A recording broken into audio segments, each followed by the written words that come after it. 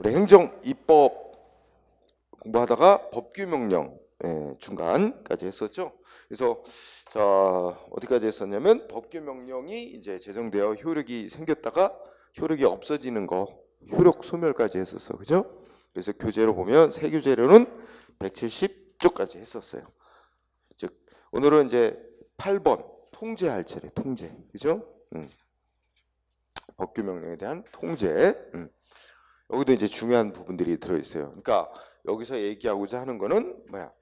그래, 대통령이나 장관 같은 행정기관이 법을 만들었다. 응? 이 효력이 이제 근데 이거 잘못 만들지 않게끔 또는 잘못 만든 법은 고치거나 폐지되게끔 이렇게 하기 위해서 누가 하냐, 누가 통제를 하냐 하는 걸 기준으로 해서 첫 번째 국회가 하는 통제, 그 다음에 법원 같은 사법부에서 하는 통제, 그 다음에 행정부 스스로가 하는 통제, 그 다음에 국민에 의한 통제, 이렇게 네 가지로 누가 통제하느냐를 기준으로 보는데 제일 중요한 거 이제 사법적인 통제에서 사법부가 하는 통제 부분이 제일 중요하긴 한데 순서상 쌍거를 1번 먼저 입법적 통제라고 해서 국회가 하는 통제 방법이에요. 자, 요거는 이제 두 가지로 나눈다. 그래서 뭐와 뭐로 나눴어요? 직접적인 통제, 간접적인 통제 이렇게 나눴죠. 여기서 직접적이다, 간접적이다 아니 뭘 타깃으로 하느냐 아니 글쎄 이게 적절할지 모르겠다. 이제 그 뜻을 일단 갖다 놔뒀다. 직접적인 통제는 법을 국회가 통제하자는 거야. 그러니까 행정기관이 만드는 법에 효력이 발생하는 거, 효력이 없어지는 거 이거를 누가 직접?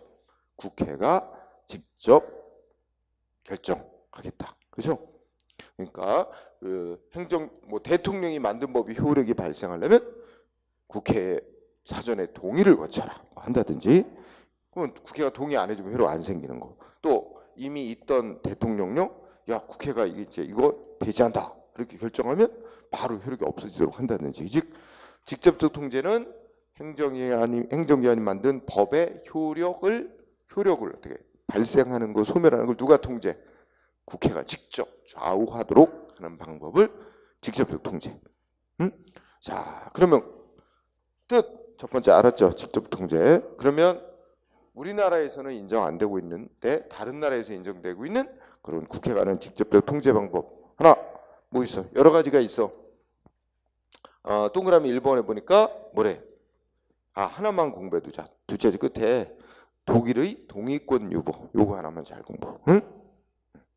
그러니까 이 독일의 동의권 유보는 독일에서는 예를 들어 행정기관이 법을 만들면 국회의 사전 동의를 얻어야만 국회에 제출해서 국회의 사전에 동의를 얻어야만 효력이 발생하게끔 하고 있어요. 응? 그래서 자 독일의 동의권 유보 제도 이게 뭐라고? 직접적 통제 방법의 예라고. 그런데 이거 우리나라에서는 인정 안 해요. 응? 우리나라에서는 인정되고 있는 건 아니지만 뭐에 속하는 거다? 직접적 통제 방법에 속하는 거다. 그 다음에 우리나라 2번은 동그라미 2번을 그리면서 우리나라에서는 그러면 국회가 행정기관이 만든 법의 효력을 직접 통제하는 직접적 통제 방법이 있대요, 없대요? 동그라미 2번에 우리나라도 있기는 있어. 예외적이지만. 그래서 일반적으로 인정되는 건 아닌데 동그라미 2번에 대통령이 제정하는 뭐야? 긴급명령하고 긴급재정경제명령. 요거에 한해서는 어떻게 돼? 이거는 이제 헌법에 보면 일단 국가적으로 긴급하니까 대통령이 일단 먼저 만들어서 바로 공포하고 국민한테 효력이 발생되게 해. 일단은 그렇게 먼저 시행되게 하는데 이제 그렇게 하면서도 국회에 제출해서 동의를 얻도록 하고 있어요. 사후 승인 사후 승인을 얻도록 하고 사후 승인 못 얻으면 국회에서 승인 안 해주면 승인 안 해준 그때부터 효력이 없어지도록 하고 있어요. 응? 그래서 요거 제목 어떻게 돼? 대통령의 긴급명령, 긴급재정경제명령, 국회의 사후 승인, 그 다음에 뭐야? 그러면 그때부터 효력 없어진다 이렇게 돼 있거든. 그것만 우리나라에서 유일하게 직접적 통제 방법이다 이렇게 말할 수 있다는 거예요. 응? 한편 동그라미 3번 국회법이 정하고 있는 첫째 줄은 뭐 있어요? 의회 제출제도. 근데 이거는 뭐 그냥 참고로 넘어갑시다. 밑에 법조문으로 체크 확인하고. 자, 그러면 우리가 공부할 거 직접적 통제란 국회가 어떻게 하는 걸 말하는 건데, 대표적으로 독일에서 인정하고 있는 제도로는 동의권 유보제도라는 게 있는데 우리나라는 그 방법은 인정 안 하고 다만 대통령이 만든 긴급명령과 긴급재정경제의 명령 요것만 사후 승인을 얻도록 하고 있다. 응? 하는 거죠. 네. 그 다음에 밑으로 내려오면 간접적 통제 나오죠. 요거는 이제 어떻게 하는 방법이야. 국회가 행정기관이 만든 법을 효력을 발생시키거나 소멸되게 하는 그런 방법이 아니라 법을 만든 행정기관, 예를 들면 장관, 국무총리, 국회로 나오쇼. 응? 그럼 불러놓고 이 법이 어떻고 저쩌고 잘못 만들었으니까 개정해라, 폐지해라 이런 식으로 국민의 대표기관으로서 정치적으로 압박하는 그런 방법을 쓰는 겁니다. 응? 그래서 이거는 법을 직접 뭐 이렇게 효력을 문제 삼는 건 아니고 법을 만든 행정기관을 압박을 해서 그 행정기관이 법을 개정 폐지하도록 이런 식으로 하는 거죠. 그래서 그러면 동그라미 1번 간접적 통제라는 게 이거다. 이해했어요? 그러면 중요한 거 동그라미 1번 어떤 방법이 여기 속해? 우리나라 다양한 방법들이 인정되고 있는데 국정감사제도, 국정조사, 그다음에 질문, 해임, 건의, 탄핵소추 뭐 이런 것들이 있어요. 그죠? 네, 그래서 간접적 통제란 어떤 방법을 말하고 우리나라에서 인정되는 다양한 여러 방법들을 그래서 예전에도 보면 아주 자주 나오는 건 아닌데 다음 중 국회가 하는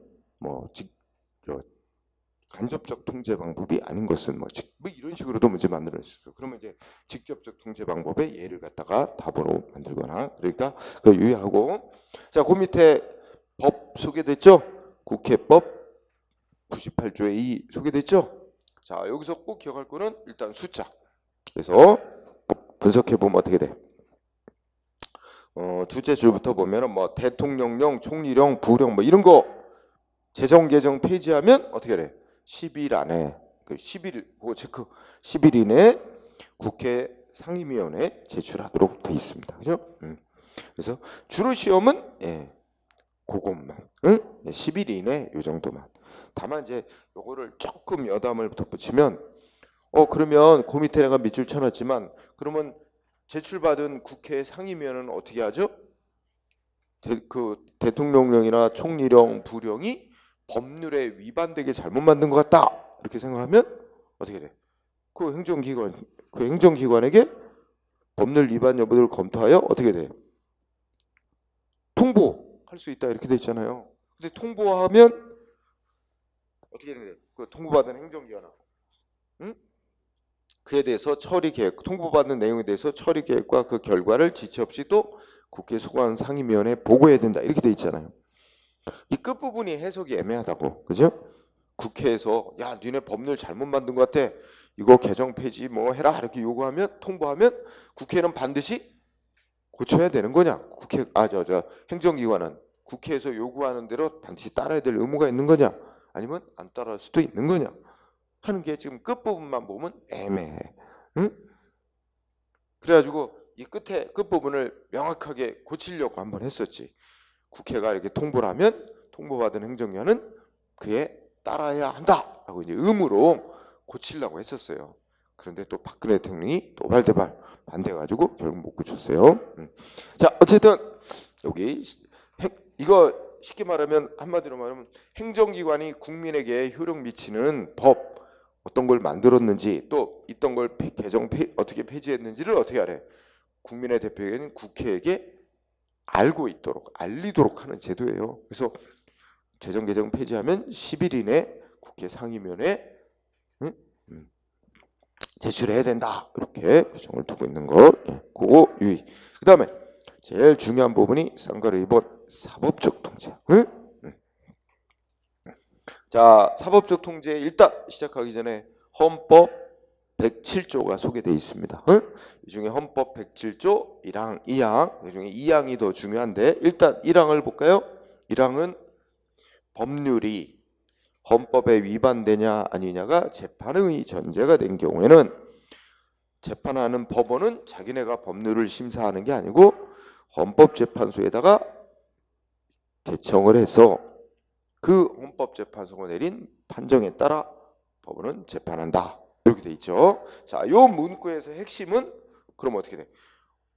법률이 국회가 만든 법률이 헌법에 위반되냐 아니냐는 법원이 판단하는 게 아니라 언제가 판단한다. 자, 법률의 위헌 여부는 헌법재판소가 판단 권한을 갖는다라고 우리 국민이 헌법에서 선언한 거고, 그 다음에 동그라미 2항 법률이 아니라 뭐야? 명령점 규칙. 그죠? 여기서는 고기로 붙여요. 명령점 규칙. 이 명령점 규칙은 국민하고 효력 갖는 법을 가리키는 거예요. 응? 그러니까 한 대 맞으면 법규 명령. 응? 명령점 규칙 법규 명령이라고 생각하면 돼. 그러니까 규칙이란 말은 이게 저기 뭐예요? 법의 실제 이름에 규칙이라는 단어가 들어가지만 그 성격은 국민하고 효력 있는 법을 다 가리키는 거예요. 응? 명령점 규칙. 자, 한 대 먹으면 법규 명령이 그 다음에 어떻게 돼 있어? 헌법이나 그보다 법률에 위반되냐 아니냐가 재판의 전제가 된 경우에는 대법원이 최종적으로 심사한다. 그죠? 그러면 우리가 분석을 해보면 이제 여기서 명령점 규칙은 다른 말로 표현하면 법규 명령이라고 생각하면 되고, 법규 명령이 그보다 상위법인 헌법이나 법률에 위반되냐 아니냐가 문제가 되면 누가 판정한다? 법원이 판단한다. 근데 법원이 판단하되 대법원이 최종 판단한다. 대법원만이 판단하는 게 아니고 대법원이 최종. 그러면 고등법원도 지방법원도 다 판단하는 권한이 있다는 거예요. 응? 그리고 또 하나 중요한 거는 하여튼 명령규칙의 위헌 여부가 재판의 전제가 되는 경우 라는 말이 들어있습니다. 일단은 세밀하게 검토하기 이전에 간단히 보면 헌법은 일단 언뜻 이렇게 구분을 해놓은 거죠. 국회가 만든 법률이 헌법에 위반되는지는 헌법재판소가, 그 다음에 명령규칙 즉 법규 명령이 헌법이나 법률에 위반되는지는 법원이 이렇게 역할을 우리 국민이 나눠줬다. 이렇게 일단 볼 수 있습니다. 자, 관련해서 법원에 의한 통제를 먼저 살펴볼까요? 자, 먼저 두 번째 줄 그거 하나 밑줄 쳐주세요. 우리나라는 무슨 제도만 쭉 눈을 읽어보면 법규 명령에 대한 법원이 심사하는 방식에는 추상적 규범통제라는 방식과 구체적 규범통제라는 방식, 이렇게 두 가지 제도가 있는데 우리나라가 채택하고 있는 거는 뭐다?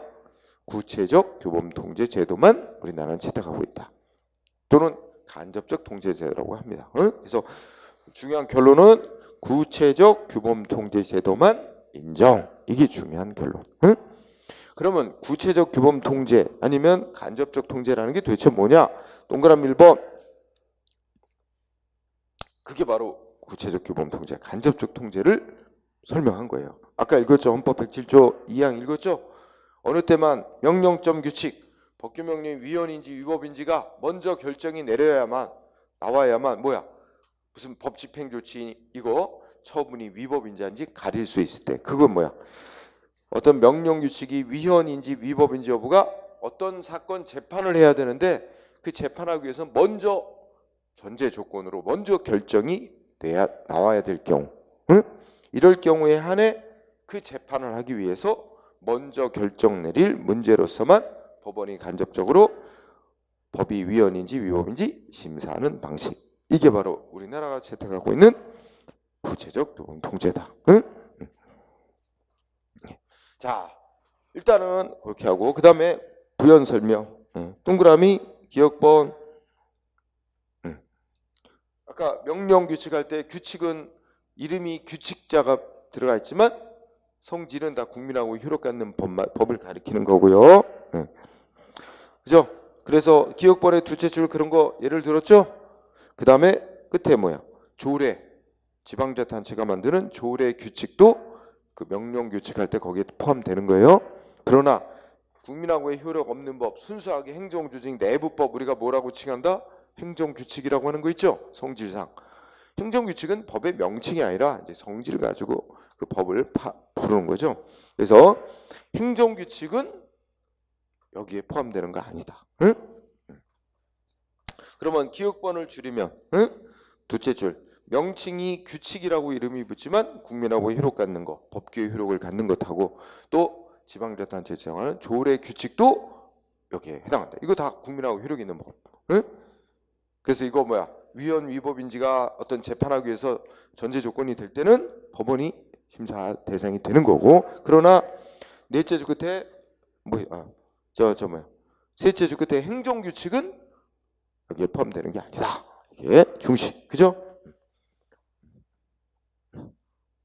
그리고 하나 더 가르치고, 법령 가로 속에 넷째 줄 법령, 이거 나중에 공부할 건데 좀 이따가 법령 보충적 행정규칙. 참 뭐 말도 되게 복잡해. 처음 공부할 때 되면 복잡할 것 같아요.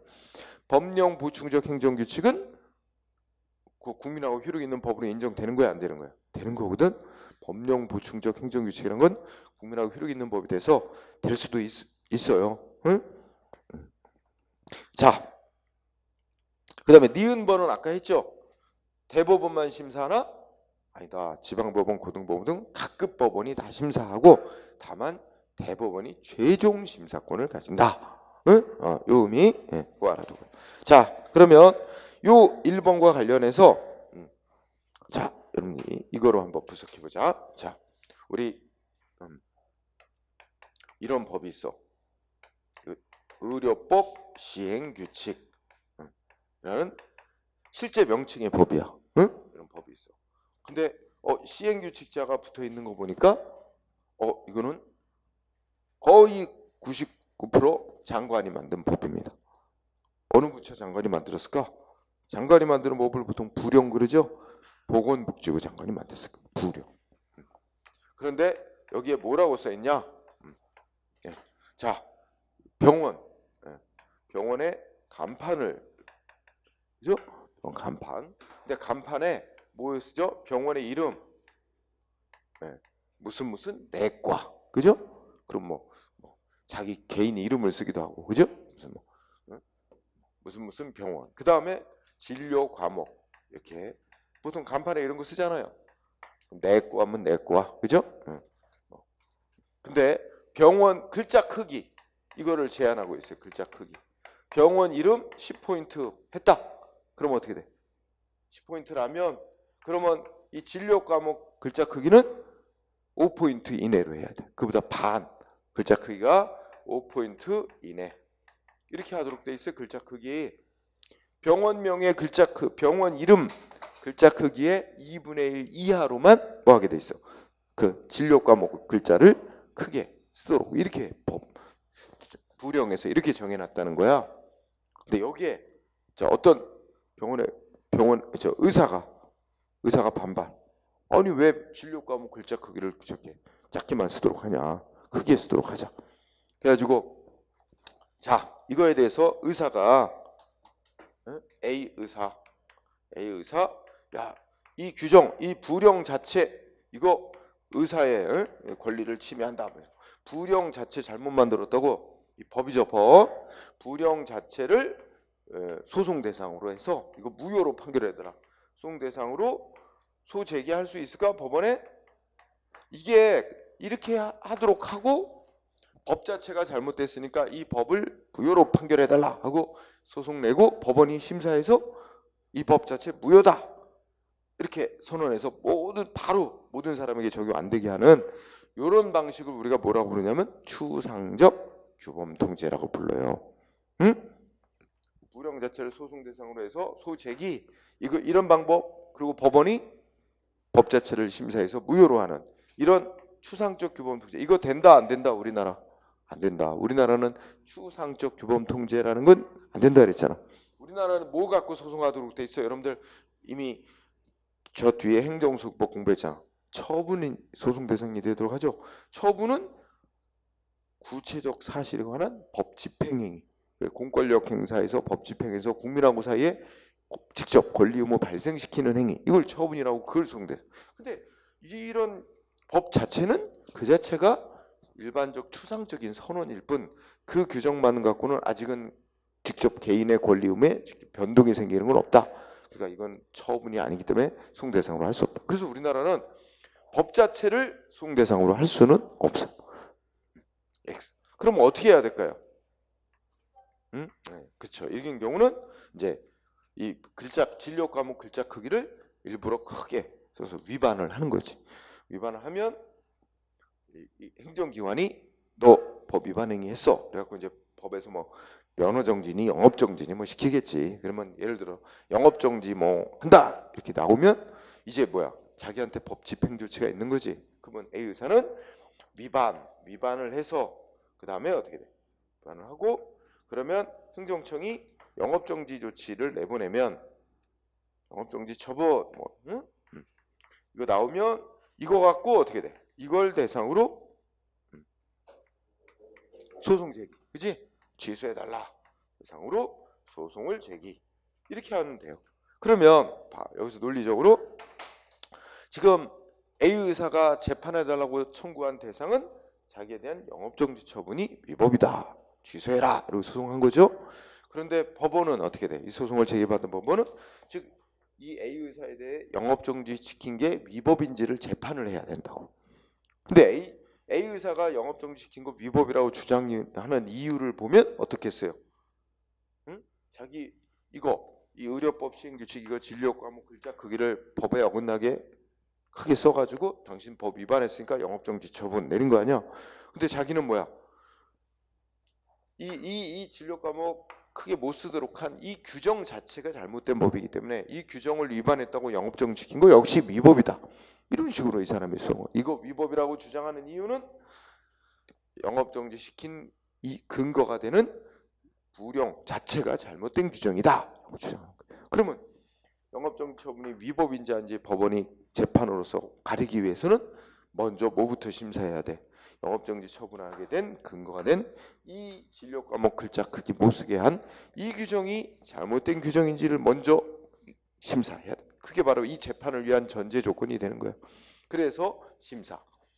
그 결과 진료 과목 글자 크기 이거 크게 못 쓰게 한 건 이건 잘못된 불령이다. 그러므로 이 불령은 잘못된 거. 그러면 이 잘못된 규정에 따라 영업정지 시킨 건 역시 위법. 이렇게 이제 판결하겠지. 응? 그래서 이런 방법을 써야 된다 이거죠. 우리나라는 법 자체를 소송대상으로 삼는 건 안 되고 법을 집행한 조치가 나오면 그걸 갖고 소송하면서 그 소송 과정에서 뭘 함께 주장하면 돼? 자기한테 집행한 행위 잘못됐다는 근거, 이유가 바로 그 법이 잘못됐기 때문이다. 이렇게 함께 주장하도록 하는 거죠. 응? 네. 그런 방법으로 법원이 심사하는데 그 경우를 구체적 교범 통제 또는 간접적 통제 이렇게 부르는 겁니다. 자, 그러면 법원에 의해서 어떻게 됐대? 동그라미 2번 중요한 논점이에요. 자, 동그라미 2번. 그러면 지금 1번하고 연결되는 거야. 우리나라 지금 이거 생각해봐. 지금 영업정지 처분 위법이다. 취소해달라. 왜 위법이냐? 이 의료법 시행규칙이 잘못된 법이니까 이걸 집행한 영업정지 처분 위법이다. 법원이 심사. 의료법 시행규칙 잘못된 거 맞네. 그러므로 이 법이 문제 있다고 판정했다면 어떻게 될까 이거야. 그러면 이 A만 이 규정에 따른 영업정지 처분을 안 받게 되는 겁니다. 응? 그래서 자 동그라미 2번 법원에 의해서 위헌위법이라고 판명이 난 법규명령 어떻게 될까요? 바로 무효가 돼서 모든 사람한테 다 적용 안 되게 되는 걸까요? 그건 아니다. 만약에 그렇게 되려면 어떻게 돼야 돼? 법원이 뭘 재판한 것이었어야 돼? 이 법규명령 자체가 이제 무효라고 소송이 들어와서 법규명령 자체를 재판 대상으로 해서 심사, 판정했을 때는 그렇게 되는 건데 지금 이 재판은 무슨 재판이라 했어 이거? 영업정지 시킨 게 위법인지 가려달라는 재판이었어요. 응? 그래서 이걸 하기 위해서 이게 위법인지 아닌지 가리기 위해서 법을 살펴본 거잖아. 근데 법이 잘못됐더라. 그러므로 결론은 A에 대한 영업정지 처분은 없던 일로 한다. 취소. 이렇게 되는 거지. 그래서 A만 이 법에 적용을 안 받게 되는 거지. 이 의료법 시행규칙 자체가 바로 모두에게 무효가 되는 건 아니야. 응? 우리나라의 소송제도상. 자, 그래서 동그라미 2번 중요한 논점. 법원에 의해서 위헌 위법이라고 판명난 법규명령도 뭐야? 둘째 줄. 당해 사건에 있어서만 적용 거부되는 것. 당해 사건에 이 A 의사가 소송 제기된 뭘 갖고 소송했어? A 의사가 영업정지 처분 이걸 대상으로 소송한 거에 대해서 영업정지시킨 근거가 된 의료법 시행규칙이 문제가 있으므로 A는 영업정지 안 당해도 된다. 영업정지시킨 건 위법이다. 그럼 A 의사만 적용 안 받는 거예요. 저 규정은. 응? 그래서 2번 당해 사건에 있어서만 적용이 거부된다. 즉 모든 사람에게 다 자동으로 무효가 되는 거 아니에요. 바로. 응? 이거 중요한 논점이야. 이제 굵은 글씨로 자 키워드로 하면 법원에 의해서 위헌 위호로 판정된 법규명령 무효는 모든 일반적으로 무효가 되는 건 아니다. 모든 사람에게 무효되는 거 아니다. 어떻게 되는 거다? 당해 소송 사건에만 적용이 안 되는 거다. 이거 꼭 알아두고요. 근데 그렇게 되면 어떤 문제가 있어? 응? 그러면 A 의사는 자기 이제 위반을 해보고 영업정지 처분 받고 어떻게 했어? 응? 싸워서 얘는 적용을 안 받게 됐잖아, 이 규정. 그렇지만 이 규정은 여전히 살아있는 법. 그러면 B 의사는 어떻게 됐어? 응? B 의사한테는 여전히 이 법이 이 불용이 살아있는 거예요. 그죠? 그럼 B 의사도 어떻게 해? 응? A 의사가 간판 크게 하는 거 보고 진료 과목 글자 크게 보고 이제 해도 되나? 자기도 해. 그 글자 크게 썼더니 또 행정기관은 어떻게 해? 너 왜 규정 위반했어? 영업정지 처분 또 낸단 말이야? 그러면 B 의사도 A와 똑같이 어떻게 해야 돼? 영업정지 처분을 대상으로 소송을 제기해서 그러면 역시 이거 영업정지는 왜 위법이냐? 이 의료법 시행규칙이 잘못된 법이기 때문에. 그럼 또 똑같은 주장. 그럼 법원이 또 B에 대한 영업정지 처분을 재판하기 위해서 어쩔 수 없이 이 규정이 잘못된 것인지 또 심사해 본 결과 의료법 시행규칙이 잘못된 거였다. 그러면 B도 영업정지 처분 우선으로 취소한다. B도 구제. 그렇지만 이 법은 또 어떻게 돼? 계속 살아있어. 그러면 모든 의사들에게 계속 반복 적용되는 이런 그냥 바보 같은 일이 반복되는 결과가 생긴다. 그래서 그러면 이걸 한 방에 해결할 수 있는 방법은 뭔데? 그냥 법 자체를 국민이 소송할 수 있도록 하고 법 자체를 무효로 판결해주면 그러면 바로 모든 사람이 적용 안 되잖아. 그런데 우리나라 소송제도가 그렇게 안 돼 있으니까 이게 어쩔 수 없는 결론이야. 소송제도에 따르면. 그래서 동그라미 3번 같은 규정이다. 자, 동그라미 3번 행정소송 대법원 판결에 의해서 명령이나 규칙이 헌법이나 법률에 위반된다는 것이 확정되면 대법원은 지체 없이 누구한테 행안부 장관에게 통보해야 되고 통보받은 행안부 장관은 지체 없이 관보에 게재해야 된다. 요 문구에서 자 첫째 줄 대법원 판결. 그 다음에 둘째 줄 대법원은 지체 없이 누구한테 통보? 행안부 장관에게 통보. 이게 중요합니다. 행안부 장관에게 통보. 대법원 판결에 의해서. 지방법원, 고등법원 판결은 여기 들어가면 안 돼요. 대법원 판결로 명령규칙이 위헌 위법이라고 확정이 나면 대법원은 행안부 장관에게 통보해줘라. 통보를 받은 행안부 장관은 정부안행신문인 관보에 게재함으로써 전국에 알리는 거죠. 그래서 공무원들이 가능한 이 규정을 적용하지 않도록 이거 위헌 위법이라고 판정이 났다는 걸 알림으로써 개정을 하게끔 알고 개정을 해야 되겠구나 생각하게끔 하거나 그죠? 적용을 안 하도록 유도를 하는 거죠. 그럼으로써 모든 사람에게 무효가 되는 것과 비슷한 효과를 발생시키고 있다는 겁니다. 자, 동그라미 3번 대법원 판결 행안부 장관. 다만 지금까지 한 얘기는 우리나라는 원칙적으로 법 자체를 소송대상으로 삼을 수 없게 하고 있기 때문에 법이 문제가 있다고 생각하는 국민도 법 자체를 소송할 수는 없다. 그러면 법을 집행한 처분이라는 조치가 나오면 처분에 대해서 법원에 소송을 내고 그 처분이 왜 위법인지를 주장하면서 그 근거가 된 법규 명령이 문제가 있다는 주장을 그 재판에서 같이 하는 방법을 사용하면 되는 거다. 그죠? 그런데 동그라미 4번에 가면 예외가 있다. 따라서 동그라미 4번은 예외. 그죠? 자, 무슨 단어가 키워드일까요? 둘째 줄 끝에 처분의 성질을 갖는 법규 명령. 처분적 성질의 법규 명령. 응? 이거를 더 줄여 쓰는 학자분은 처분법규 이렇게도 줄였어. 그지? 처분법규 뭐야? 여기 말한 대로 처분의 성질을 갖는 법규. 그 글자를 분석해 보면 어떻게 돼? 성질은 공무원들의 구체적인 집행조치와 같은 처분의 성격을 갖는데 이게 형식은 법으로 만들어 놨다는 거죠. 응? 처분적 성질의 법규명령, 처분법규, 처분적 법규명령 이렇게 보면 돼. 그 앞에 설명이 있는 거지. 보통 법은 어떻게 돼? 보통 법은 일반적이고 추상적인 성격이라서 그 법규정 만들어 놓은 것만 가지고는 아직은 어떤 개개인들의 어떤 구체적인 의무가 생기고 그런 건 아닌데, 그래서 공무원들이 한 번 더 그 개인에게 법을 집행하는 처분을 해야 구체적인 의무가 생기는 건데, 예외적으로 어떤 법도 있다는 거야. 응?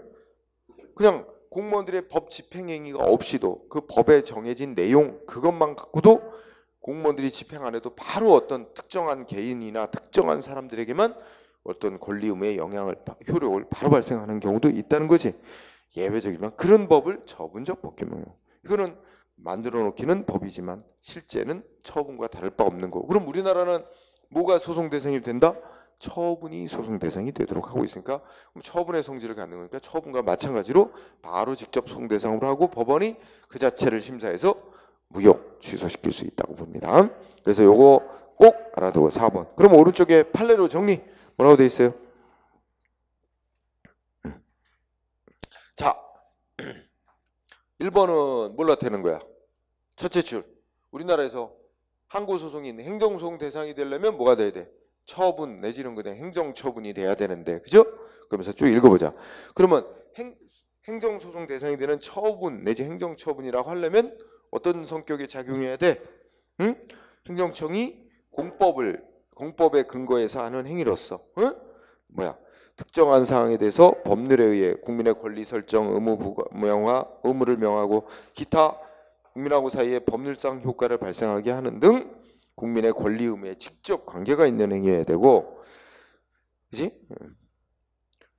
다른 집행이 없이 그 자체로서 국민의 구체적인 권리 의무나 법률 관계에 직접 변동을 초래하는 것이 아닌 일반적 추상적인 성격을 갖는 법령 등은 우리나라에서 소송 대상이 될 수가 없다. 그러니까 원칙론, 일반적이고 추상적인 성격을 갖는 법은 그럼 그 법 규정 만들어 놓은 것만 갖고는 아직은 국민의 권리 의무에 직접 효력 발생하는 게 없고 공무원들이 한 번 더 구체적인 집행 행위를 해야만 한다는 거지. 그래서 핵심, 결국 넷째 주 끝에 일반적 추상적인 법령 등은 행정소송 대상이 될 수가 없다. 이게 원칙, 그죠? 그런 결과 지금 내가 칠판에 썼어. 여기 나오는 법 이름 무슨 법? 응? 그 밑에 저 뭐 있어? 의료법 시행규칙이라고 있잖아. 그거 체크해놓고 의료법 시행규칙. 의료법 시행규칙 장관이 만든 부령에서 내용은 뭐야? 그 진료 과목 글자 크기를 이제 크게 못 쓰게 제한하고 있는 거지. 요거 지금 내가 칠판처럼 이거 소송 대상이 되는 거래 안 되는 거래? 일반 추상적인 법일 뿐, 일반 추상적인 법령으로서 이 규정만으로는 어떤 의사의 권리 의무에 직접 아직 변동 생기는 건 없다. 그래서 결론은 뭐래? 응? 소송 대상이 되는 거 아니다. 그죠? 1번 이미 시험에 쓰였고, 그죠? 그 다음에 2번은 참고로 2번, 3번이 이제 같은 취지. 어때? 예외적인 거죠? 만들어 놓기는 법이라고 만들어 놨지만 실제는 공무원들의 집행도 필요 없이 그 자체로 국민의 권리 의무에 직접 변동을 가져오는 그런 내용을 갖고 있는 거, 이거는 처분과 다를 바 없다. 그래서 바로 소송 대상으로 삼다. 그러면 2번도 문장 구조가 이렇게 돼 있지. 대통령령은 예를 들어 대통령이 만든 법은 어때? 보통은 어떤 성격? 일반적으로 추상적인 성격을 갖는 법으로서 그것만 갖고는 아직 국민의 권리 의무에 직접 변동이 안 일어나고 공무원들이 한 번 더 집행 조치를 해야만 된다. 즉 처분을 해야 국민에게 어떤 국민 개개인에게 권리 의무에 법적 효과가 발생하는 거지. 하지만 이제 두 번째 줄은 어떻게 돼? 법령, 법규 명령이라 하더라도 다른 행정행위, 그러니까 공무원들의 다른 집행행위를 기다릴 것도 없이 직접 또 현실적으로 그 법규 명령, 그 대통령령 자체로서 국민의 권리, 이익 침해 이런 효과를 발생케 하는 성질의 것이라면 소송 대상이 되는 처분이라고 봐야 된다. 이런 뜻 이해됐죠? 그러면 보다 중요한 건 3번 판례입니다. 3번 판례는 제목 두밀분교 폐지조례 그거 기억할 거고, 여기도 뭐야? 이건 조례가 이제 보통 조례가 이제 만들면 경기도에서 조례를 제정하면 어떻게 돼? 경기도 주민 모두에게 적용되는 법, 그죠? 그리고 또 이게 도 조례 정한 것만 갖고는 예를 들어서 이거 있잖아. 개 목줄을 안 메고 안 메고 뭐 산책시키거나 그러면 뭐 10만 원 과태료를 부과한다. 그럼 규정이 딱 조례로 만들었다. 근데 그러면 그 규정만 갖고 누가 10만 원의 과태료를 내야 될 의무가 아직 구체적으로 생긴 건 아니잖아. 그냥 그렇게 부과되도록 한다고 선언만 한 거지. 그러면 실제는 괴목줄 안 메고 산책시킨 누가 이제 뭐 신고가 들어왔다든지 해가지고 그러면 공무원들이 그 사람을 이제 그 개인에게 그 규정에 따라 과태료 10만 원 언제까지 납부해라 하고 집행하는 조치. 그게 있어야 그 사람한테 10만 원 납부해야 될 의무가 생기는 거잖아요. 보통 이렇게 법은 조례니 뭐 대통령령이 법은 그 자체만으로는 국민에게 아직 구체적인 의무가 생기고 그런 건 아닌데 두밀분교 폐지조례처럼 어떻게 돼? 집행행위 없이도 공무원들의 집행이 없이도 그 자체만으로도 직접 국민의 구체적인 권리 의무 등 법적 효과를 발생하면 이거 뭐와 똑같은 성질이야? 처분과 같은 성질을 갖게 되고 그때는 조례라는 법이 예외적으로 소송 대상이 될 수 있다. 이렇게 된 거죠. 그 대표적인 예가 두밀분교 폐지조례. 그래서 내용을 분석하면 자, 경기도에서 제정한 조례인데 저기 가평에 있는 초등학교 미니 분교, 그 분교를 이제 폐교시키는 내용의 조례를 통과시켰어. 그때 누가 반발하면 소송 냈어? 그 분교에 다니던 학생과 학부모가 소송을 냈어요. 왜 가까운 학교를 놔두고 폐교시킴으로써 먼 거리 학교로 통학하게 하느냐? 국민의 자기들의 교육받을 권리를 침해한다. 그리고 이제 위법 그리고 주장하면서 소송을 낸 거예요. 근데 여기서 이기고 지는 걸 떠나서 일단 이게 소송 대상이 되는 걸 갖고 소송했느냐가 쟁점이었지. 조례라는 법을 소송 대상으로 삼았단 말이야. 그러면 이거는 원래 조례라는 건 법이라서 소송 대상이 안 되는 건데 이게 문제였는데 이건 법이지만 예외다. 나왔듯이 별도로 이거는 모든 경기도 주민 모두에게 불특정 다수에게 적용되는 것도 아니고 다 그 두밀분교 다니던 학생과 학부모에게만 그 특정한 사람들에게만 적용되는 법이고 그것도 이 법은 이 조례 만들면 계속 반복 적용되나? 딱 한 번 적용되고 끝나는 거야. 특정한 사람들에게 딱 1회 적용되고 끝나는 법이에요. 그리고 이게 일반적인 법하고는 다르잖아. 그 추상적인 게 아니라 구체적 사안에 1회 적용하고 끝나는 거야. 이런 게 구체적인 법 집행의 성격을 갖고 있는 거죠. 그런 점에 비춰보면 보통의 조례라는 법하고는 성격이 다르다. 그런 얘기죠. 그래서 자 1번 중시하고 3번 중시하고 특히 그렇게 공부하기 바랍니다. 그 다음에 헌법재판소에 의한 통제 마무리합시다. 우리 아까 어떤 거 읽었었어? 우리 헌법 107조 1항에서 국회가 만든 법률이 위헌인지는 헌재가 판단하고 명령규칙이 위헌 위법인지는 법원이 판단하도록 역할을 나눠줬는데 이제 어떤 경우가 생겼어? 명령규칙이 위헌이라고 바로 법원에 안 오고 헌재에 바로 신청을 했어. 그랬더니 헌법재판소에서 이거 심사 대상인지 아닌지가 논란이 됐습니다. 관련해서 자 어떤 상황이 문제가 되는 거야 지금? 두 번째 줄 끝에 읽어보자. 법규 명령 때문에 헌법상의 기본권이 바로 침해됐다 하면서 헌법재판소에 구제해달라는 신청, 이게 이제 헌법소원이라고 있어요. 그걸 제기한 경우에 헌법재판소가 명령규칙, 법규명령위원인지 심사 권한 있느냐 하는 게 문제. 이해됐어요? 그러면 여기 대해서 학설 대립이 있는데 동그라미 1번 뭐야? 헌법재판소는 긍정. 응? 이걸 일단 밑줄. 헌법재판소는 헌재도 명령규칙위원인지 심사할 수 있다. 단 원칙은 아니고 일정한 요건에 해당할 때 예외적인 경우. 그게 어느 때냐? 어느 때? 넷째 줄. 재판의 전제가 되지 않고 직접 국민의 기본권을 침해하는 법, 명령, 규칙일 때. 응? 그죠? 그러면 이게 재판의 전제가 되지 않고라는 말 속에서는 우리나라 법원에 의한 재판 대상은 집행행위인 처분인데 집행행위인 처분이 없고 그럼 법원에 소송할 대상인 처분이 없잖아. 그런데 법은 그 자체만으로도 그 규정 내용만으로도 공무원의 집행 필요 없이 그냥 바로 국민의 헌법상 기본권을 침해하는 법일 때 그럼 이 침해받고 있는 국민은 법원에 소송을 제기할 대상이 존재하지 않기 때문에 소송을 통해서는 구제가 안 돼 불가능합니다. 그런데 법은 국가의 공권력 행사로서 법 만들어 놓는 거거든. 법 만들어 놓은 건 국가의 공권력 행사고 그로 인해 헌법이 보장한 국민의 기본권이 바로 직접 침해되고 있다면 국민의 기본권을 구제해 줘야 되는 헌재가 심사해 줄 수밖에 없다. 다른 방법을 통해서는 구제될 길이 없습니다. 자, 그래서 자 3단계로 정리. 그러면 첫째 줄, 네 가지 정리하자. 자, 동그라미 1번에 헌법재판소는 긍정한다. 뭘? 헌재도 명령규칙위원인지 심사할 수 있다. 단 어떤 조건 하에서만. 셋째 줄, 법규명령이 재판의 전제가 되지 않고 직접 국민의 기본권을 침해하는 그런 법규명령일 때.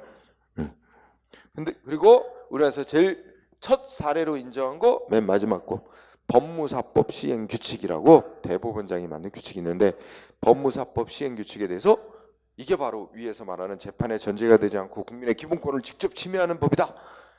이런 경우는 어떻게 된다? 헌재가 심사할 대상이 된다라고 인정한 일에 여러 건에서 하고 있습니다. 이 동그라미 1번 매우 중요. 자, 그 다음에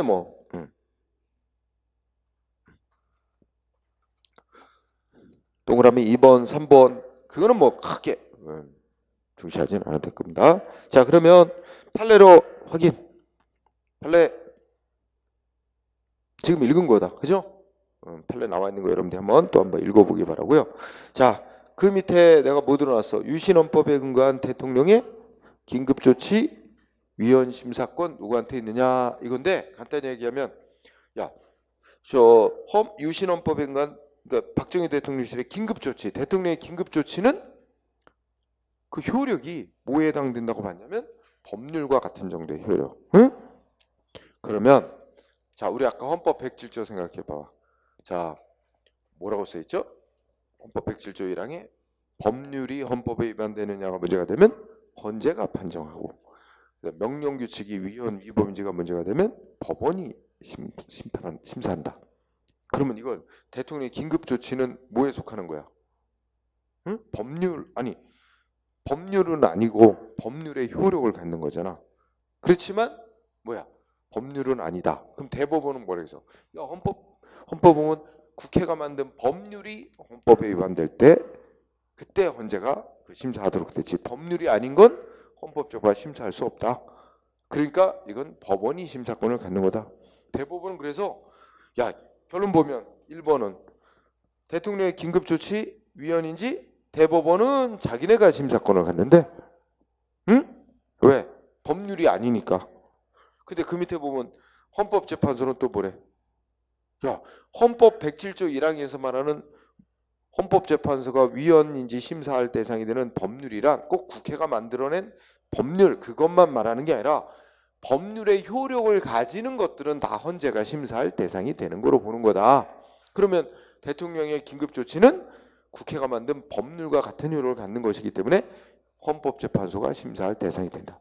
그 결국 어떻게 돼? 둘 다 심사 대상이 다 자기네가 심사권을 갖는다고 얘기를 한 거야. 응? 그리고 결론은 똑같아. 다 헌법에 위반됐다 그랬다. 그지? 자, 어쨌든 그래서 1번 대법원은 1번은 헌재였나? 대법원 판례였지? 1번 판례는 대법원은 이거는 형식적으로 국회가 만들어내는 법률 아니니까 법원만이 심사권이 있다 그랬고 2번 헌재는 무슨 소리? 응? 헌법에 위반되는지 헌재가 심사하는 법은 국회가 만들어낸 법률만이 아니라 법률과 같은 효력을 갖는 거는 다 실질적으로 법률이라고 볼 수 있는 거 그런 거는 다 헌재가 위헌 심사할 대상이야. 그리고 헌재가 또 심사권이 있다. 그리고 다 위헌이라고 결정 내렸다는 거. 둘 다 심사권이 있다 그랬습니다. 자, 그 다음에 175쪽 행정적 통제. 자, 감독권 하나 공부합시다. 행정적 통제는 행정부 내에서 어떻게 되는 거예요? 상급기관이 대통령과 장관과의 관계를 보면 누가 상급기관이야? 대통령이 상급 감독기관이죠. 장관 감독하죠. 그래서 대통령이 어떻게 돼? 장관도로 이러이러한 법을 만들어라. 응? 아니면 지금 만든 거 개정해라, 폐지해라, 뭐 이렇게 감독할 수 있죠. 응. 그럼 방가 1번 감독권 읽으면서 어떻게 돼? 둘째 줄 공부했어요. 뭐야? 개정 폐지를 명하는 거죠. 개정 폐지시키라고 명하는 거 있죠? 이거는 감독권으로서 할 수 있어요. 감독권 속에 포함되어 있어. 근데 셋째 줄 중시 뭐 하면 안 돼? 직접 개정 폐지하고 이건 안 되죠. 여러분 논리가 이렇단 말이야. 대통령령은 누가 만들어? 대통령만이 만들 수 있는 거. 개정하고 폐지하는 것도 대통령만이 할 수 있는 거. 그럼 부령은 각 부의 장관만이 제정, 개정, 폐지할 수 있는 거라니까. 근데 부령을 대통령이 직접 만들거나 개정하거나 폐지 이건 못하거든. 따라서 감독기관이라도 셋째 줄 직접 스스로 하급기관의 법규명령을 직접 스스로 개정 폐지하는 건 안 됩니다. 요거 포인트. 그 다음에 행정 절차. 이거는 이제 법 만들 때 사전 절차 거치게 하는 겁니다. 그래서 국민의 의견 수렴하기 위해서 뭐해? 입법 예고를 거친다든지, 그지? 조직 내부에서도 법제처 심사 뭐 이런 거 거치게 하죠. 특별한 건 없습니다. 응? 그 다음에 그 밑에 법 잠깐 보면 부패방지 및 국민권익위원회 설치 운영에 관한 법률을 소개하고 뭔가 법령 제정하면 혹시 뭐가 미비하거나 그러면 부패할 수 공무원들 부패 소지가 있다 그러면 부패 셋째 줄에 있나요? 첫째 줄 두 번째 끝에 뭐였다 그랬어? 법령에 의해서 부패 유발 요인을 분석 검토. 응? 그죠? 부패 유발 요인 분석 검토. 그래서 어떻게 돼? 필요한 사항, 개선을 위해 필요한 사항 행정기관에게 권고. 이런 나오죠? 그런 것도 할 수 있게 됐고. 그 다음에 3번 행정심판. 문장의 주어. 중앙행정심판위원회는 국민으로부터 행정심판 청구를 받아 심사하는 과정에서 이 처분과 관련된 관계된 이런 법령이 문제가 있다 생각하면 마지막 끝에 어떻게 돼요? 넷째 줄 시정조치를 요청할 수 있고 특별한 사정이 없는 그에 따라야 된다 이렇게 돼 있죠. 네. 중앙행정심판위원회는 법령 등에 대한 시정조치 요구권이 있습니다. 그런 절차를 통해서. 그 다음에 한거로 4번 우리 공무원들은 대통령령이 문제가 있다. 이거 마음대로 이거 적용할 수 없습니다. 적용 거부할 수 있나? 응? 그렇게 못하죠. 그래서 예.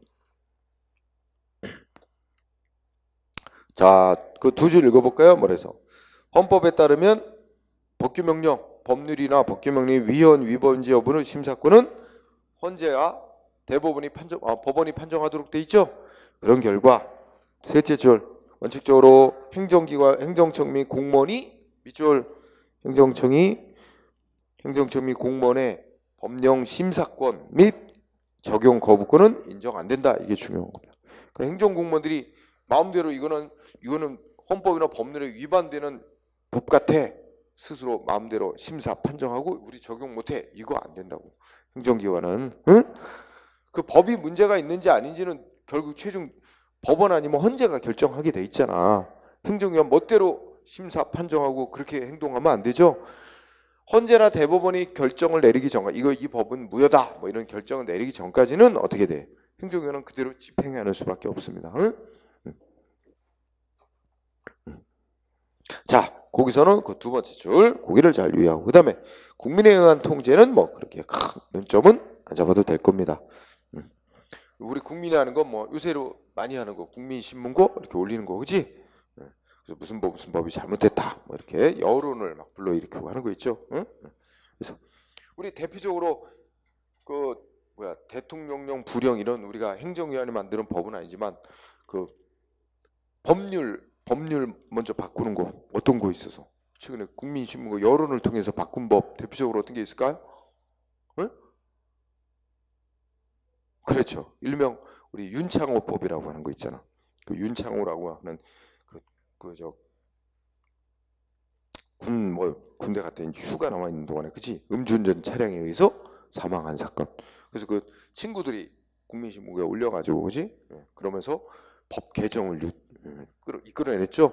그러니까 도로교통법이 이제 개정이 돼서 음주운전 강력히 처벌합니다. 또 그 다음에 도로교통법이 개정이 되니까 법률이 개정이 되니까 그 밑에 대통령령 시행령도 또 바뀌었고 시행규칙 장관이 만드는 시행규칙까지 다 바뀌었습니다. 뭐 그런 식으로 이제 국민의 여론이 요새는 그렇게 또 여론에 의한 경우가 많죠. 자, 그 다음에 9번째 행정입법 부작위. 자, 분석하면 행정입법이 알 거고 부작위는 뭐야? 해야 될 의무 있는데 안 하는 게 부작위야. 그러면 뭐야? 행정위원회 법을 만들어야 될 의무가 있음에도 안 만들고 있는 거. 이게 행정입법 부작위. 그러면 법을 만들 의무가 있는데도 안 만들면 헌법과 법률에 위반하는 거야. 응? 네. 그러면 이렇게 행정위원회 법을 만들어야 될 의무가 있음에도 안 만들고 있어서 위헌 위법하게 자기의 권리 이익을 침해받고 있는 자는 어떻게 구제받을 수 있을까? 국민. 응? 세 가지 방법을 생각해 볼 수 있는데 하나는 소송, 또 하나는 헌법재판소의 헌법소원, 그 다음에 또 하나는 국가를 상대로 손해배상 청구 이렇게 생각해 볼 수 있어요. 자, 그러면 자 먼저 구제를 먼저 보세요. 자, 171쪽에 177쪽에 구제 있죠. 구제. 응? 자, 구제 보면 첫 번째 동그라미 1번 소송 얘기하고 있어요. 이거 중요. 잘 나옵니다. 행정위원회의 법 만들어야 될 의무가 있음에도 안 만들고 있다. 이른바 행정소송 중에 부작위법 확인 소송이라는 걸로 제기할 수 있다 없다? 안 된다. 부작위법 확인 소송 행정소송 안 된다는 게 대법원 입장이다. 그러면 왜 안 되느냐? 야, 우리나라에서 소송 대상이 되는 부작이란 위법 확인해달라고 소송 대상이 되는 부작이란 국민으로부터 신청을 받고 법 집행인 처분을 해야 될 의무가 있음에도 불구하고 아무런 처분을 안 하고 있는 상태. 이게 소송 대상이 되는 부작이지. 일반적인 법을 안 만들고 있는 거 이거는 소송 대상이 되는 부작위가 아닌 거다. 응?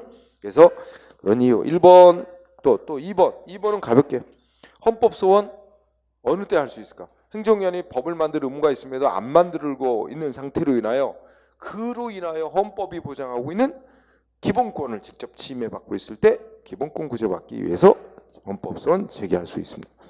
그러면 헌법소원 5, 그 다음에 3번은 어떻게 돼요? 손해배상 청구죠? 국가배상 청구. 여기는 입법 부작위도 뭐에 속해? 공무원의 직무행위에 들어가고 고의과실에 의한 위법이 인정되면 뒤후 국가배상 요건이 갖춰지면 배상받을 수 있습니다. 그러면 세 가지 중에 한 가지만 안 되는 거야. 소송만 안 되고 헌법소원하고 뭐는 돼? 응? 국가배상 청구, 손해배상 청구는 가능합니다. 응? 자, 다만 헌법소원에서 기억번 두 가지 알고 갑시다. 자, 기억번의 둘째 줄 무슨 단어? 진정입법 부작위. 응? 그 다음에 넷째 줄 부진정입법 부작위. 요 단어 알고 갑시다. 응? 자, 진정입법 부작위, 부진정입법 부작위. 요 단어. 자, 진정입법 부작위는 쉬운 말로 하면 어떻게 돼? 행정위원회 법을 만들어야 될 의무가 있는데 한 글자도 안 만들고 있는 거. 아예 법 제정 자체를 안 한 걸 진정입법 부작위. 응? 이럴 때는 이제 국민이 헌법재판소에 신청하면서 뭐라고 주장하면서 청구하면 된대. 법 자체를 아예 안 만든 거예요. 그러니까 입법 부작위 그 자체가 위헌 위법이라고 주장하면 된대. 자, 입법 부작위 그 자체를 주장하면 돼. 위헌 위법이라고. 응? 진정 입법 부작위일 때는. 그런데 그 밑에 뭐야? 부진정 입법 부작위는 어떤 경우로 부진정 입법 부작위? 행정위원이 법 만들어야 될 의무가 있어서 만들어 놓기는 했대. 만들어 놓기는 했는데 상위법에 안 맞게 만들었거나 아니면 뭐야? 불충분하게 만든 거지. 응? 그 부진정 입법 부작위는 입법은 했는데 불충분하게 만들어 놓은 거를 부진정 입법 부작위. 이때 부진정 입법 부작위에 대해서 헌법재판소에 청구할 때는 어떤 주장을 해야 된대? 행정위원이 입법 부작위 그 자체가 위헌이라는 주장을 하면 안 되고 어떻게 해야 돼? 행정위원이 법을 만들어 놓은 거, 입법해 놓은 거가 위헌 위법이라고 잘못 만들어 놨다고 그렇게 주장해야 된대. 그러니까 자, 넷째 줄에 부진정 입법 부작위는 뭐 해야 된다? 입법 부작위 그 자체를 위헌 위법이라고 주장하면 안 되고 어떻게 돼? 만들어 놓은 법 그 자체가 헌법이나 법률에 위반되게 잘못 만들었다 이렇게 주장해야 된다는 얘기지. 응? 그러니까 자, 진정 입법 부작위든 부진정 입법 부작위든 그거로 인해 헌법상의 기본권이 침해된다면 다 헌법소원 제기할 수 있는데 다만 진정 입법 부작위의 경우와 부진정 입법 부작위의 경우에 주장하는 게 달라야 된다는 거죠. 응? 진정 입법 부작위는 아예 입법 부작위 그 자체가 잘못됐다. 한 글자도 안 만들고 있는 상태가 잘못됐다. 이렇게 주장하는 거고 부진정 입법 부작위는 만들어 놓은 법이 잘못 만들어졌다라고 주장하라는 얘기죠. 응? 네, 그렇게 해야 된다는 거 그거 알아두고 그러면 그 옆에 건너온 거 행정 입법 부작위의 문제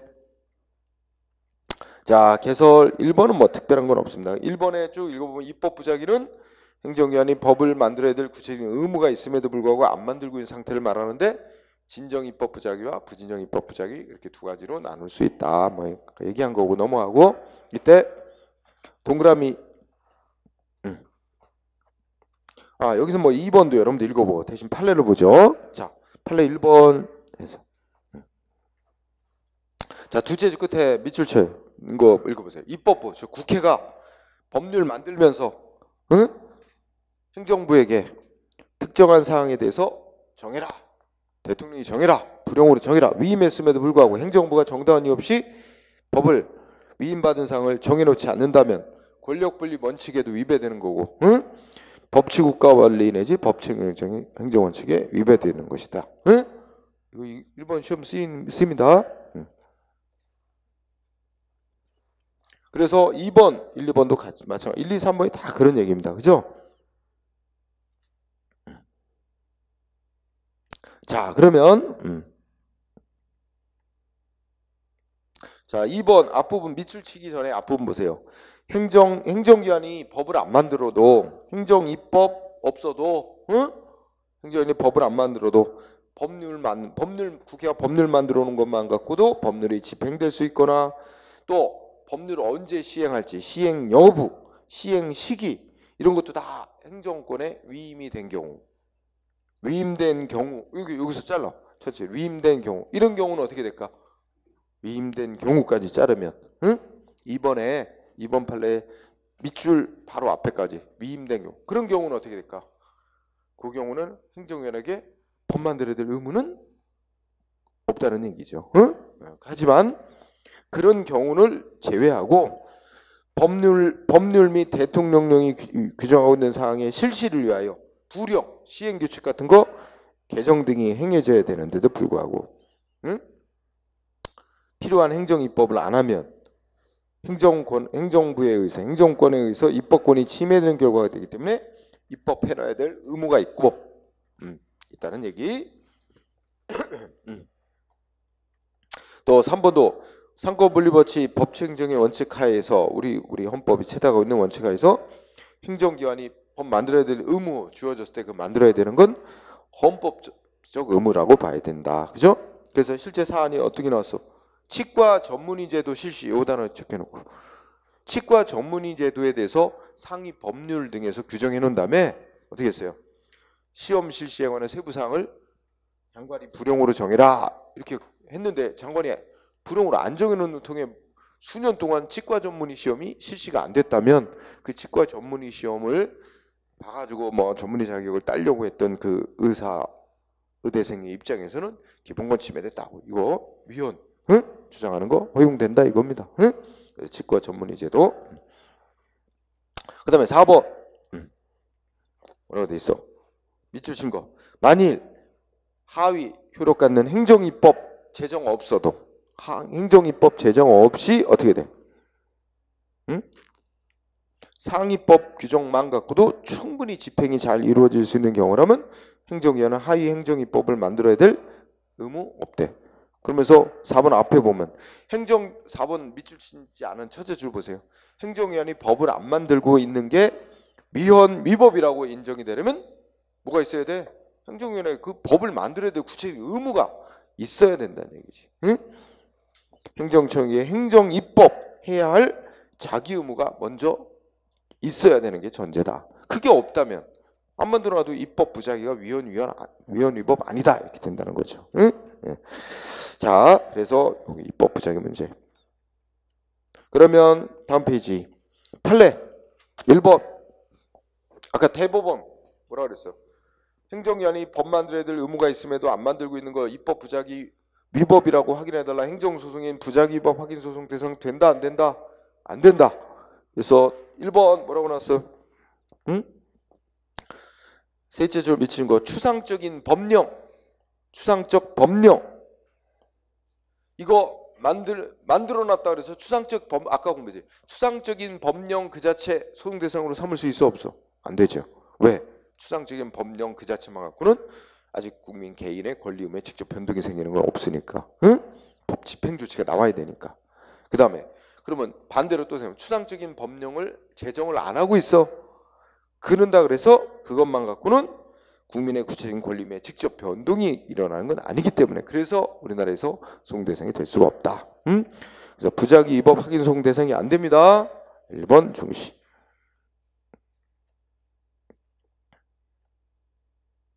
그 다음에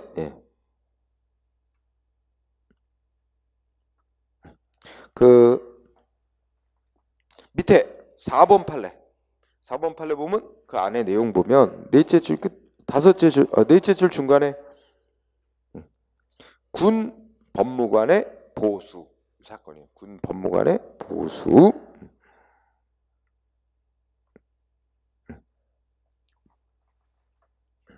자, 군 법무관의 보수에 관해서 뭐 대통령대로 어떻게 정하라고 권한 위임을 했음에도 맨 밑에 뭐 대통령이 정당한 이유 없이 대통령령, 시행령을 제정하지 않은 것은 군 법무관들의 보수 청구권은 권리를 침해하는 것이다 라고 결론 낸 거예요. 그죠? 그래서 입법 부작위 위헌. 응?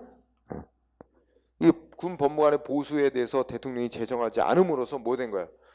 국가에 대한 손해배상, 헌법소원도 인정하고, 응? 여기서는 이거는 이제 민사소송으로 손해배상 청구소송에서 배상 판결을 받아낸 거네요. 응? 손해배상 인정한 거죠? 대표적인 게 군 법무관의 보수 관련해서. 자, 거기까지 하고 쉬는 시간은